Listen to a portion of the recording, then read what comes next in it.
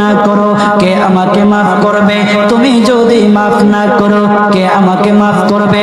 তুমি যদি আমাকে মাফ করো তাহলে তোমার কোনো দিকে কমবে না, তুমি যদি আমাকে মাফ না করো তোমার কোনো দিকে বাড়বে না।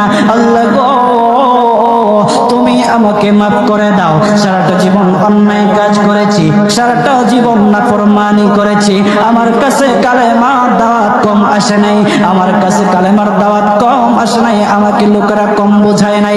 ও আল্লাহ, তুমি আমাকে মাফ করে দাও।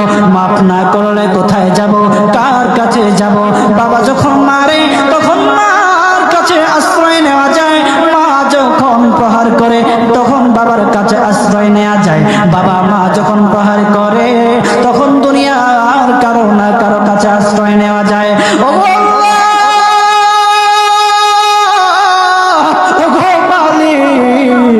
তুমি যদি আমাকে মারো, তুমি যদি আমাকে আযাব দাও, ও গো আল্লাহ, কার কাছে যাব, কার কাছে গিয়ে মাফ চাইবো?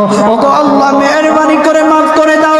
এইরকম কান্না করতেছে, চোখের পানি তার এমন ভাবে পড়তেছে, দাড়ি ভিজতেছে, দাড়ি ভিজে জমিনের মধ্যে চোখের পানি পড়তেছে, কান্না করতেছে।